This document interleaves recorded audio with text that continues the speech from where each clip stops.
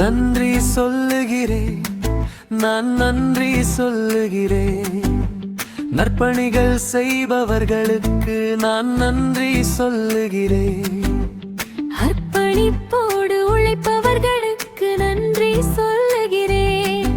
அறம் செய்ய விரும்பும் அரிதான மனிதர்களுக்கு நன்றி சொல்லுகிறேன். வரம் என பொது நலம் போற்றும் மனிதர்களுக்கு நன்றி சொல்லுகிறேன்.